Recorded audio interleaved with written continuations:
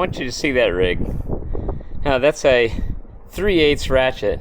I got up here without the long 1/2-inch extender, and so I had to go down to the 3/8 ratchet and then an adapter on the end.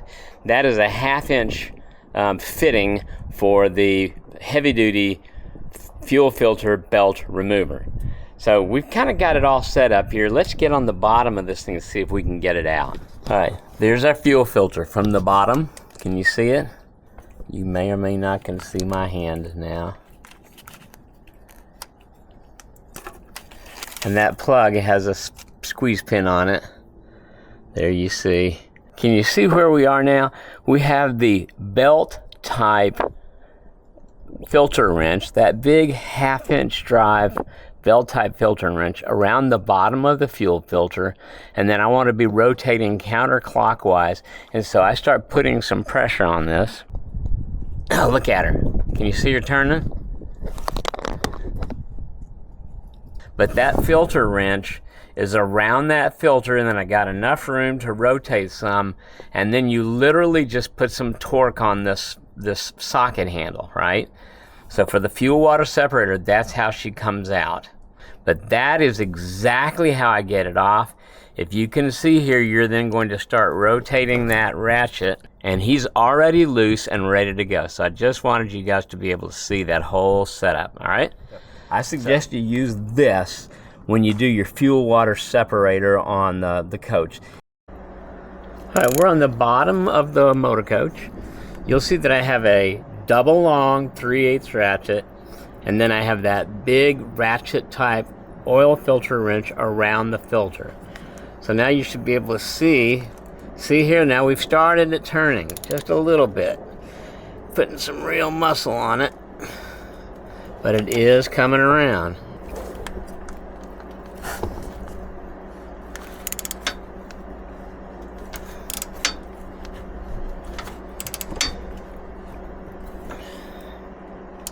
All right, so we've got her loose.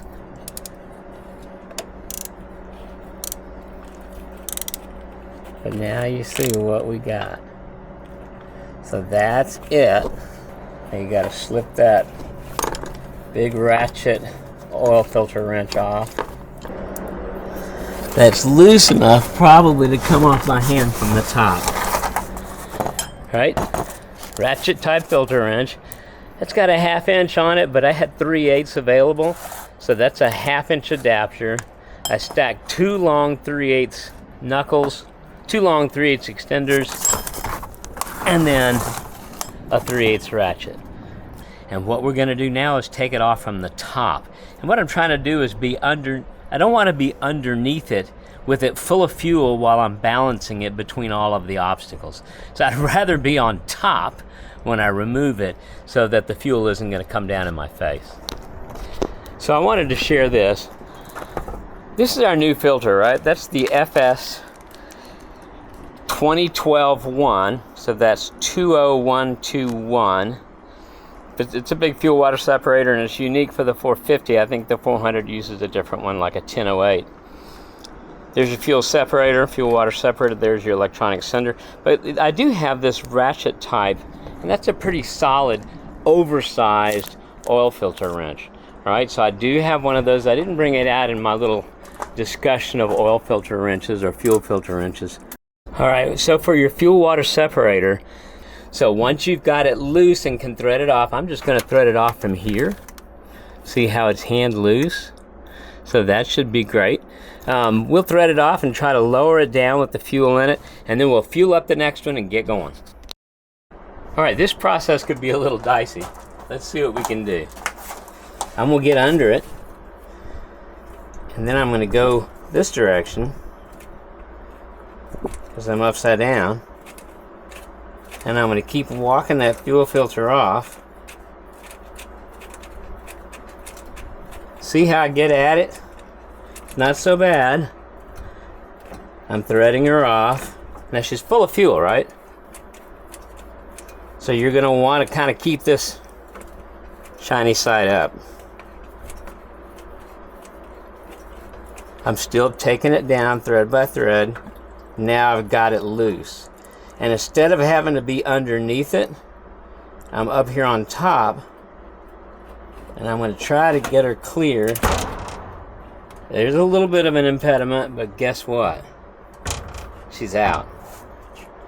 And this, going back on, we're just going to use a little of the fuel here. I have some fresh fuel in a can. We're going to fill it up. Then we're going to take a little fuel and do those seals. Fill it all the way up to the mouth, but not beyond, remember? So looking in, you're going all the way up to the mouth and stop there. So we'll get that. It's a good bit of fuel. And that cross references to Cummins 5528103. So if you're looking for Cummins, number 5528103. She's ready to go, right? So we got everything we need, including instructions. Check this out. Pour your fuel in. You know, don't go down the middle. Tighten her up. When you hit contact with the seal, go 3/4 of a turn more. All right? Pretty simple. So my first move is going to be, let's add some fuel. Around the outside edge.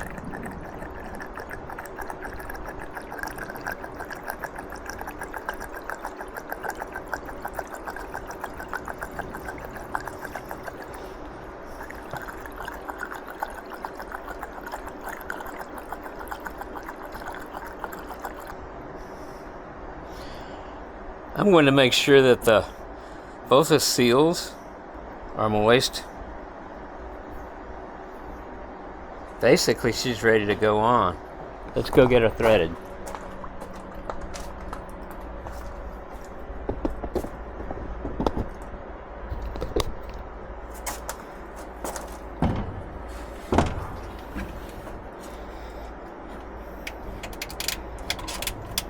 Alright, I'm in contact with the seal now. Now what they say here is 3/4 of a turn, right?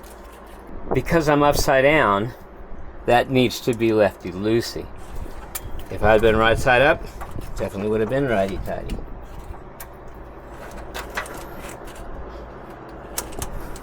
Can you see that? It's about 5 1-inch turns so far. 6, 7, 8, 9.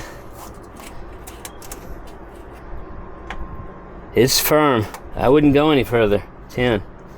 And that is that as he drops out the bottom of the coach. And so now we need to get the remote plug sender on the bottom of it on. And then we need to cycle the ignition several times to run the fuel pump 30 seconds, shut it off. Don't start the engine.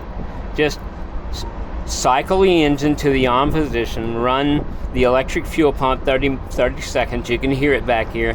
When it shuts down, turn the ignition off and turn it back on. That's 3 or 4 times to make sure it fills up. Do you see it?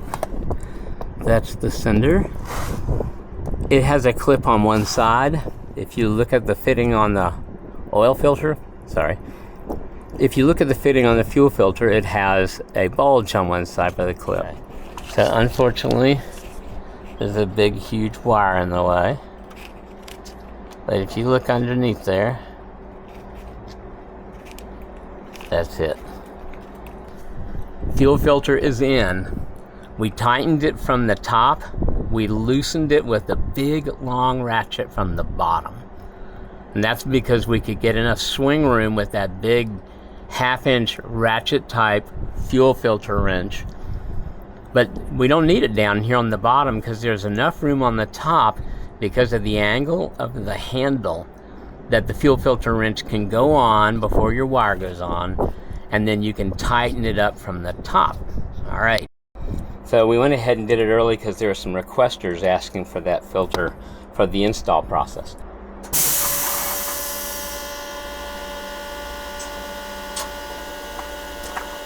Boy, that fuel pump's loud.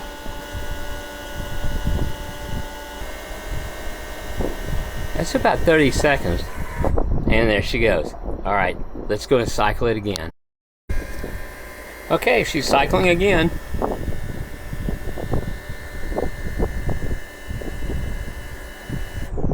Done. All right, she's cycle a third time. I don't feel any leaks on the filter, but let's go ahead and get her in run mode. Let's see how hard it is to get started up.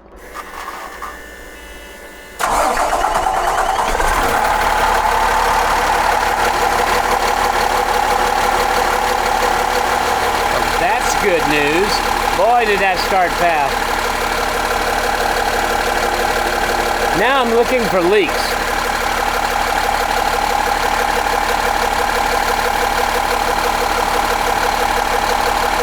Nothing at the top.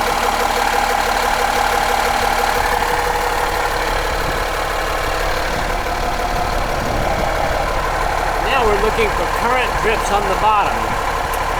Notwithstanding, we made a mess already.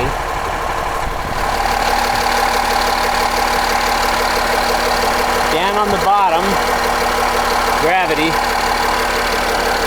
Up around the seal, nothing. And that, I would say, is another successful project. Here, you can see the tool we use. That's that big, long, ratchet type oil filter wrench. It has tons of power. Once we got it out with the ratchet type, we put it back in.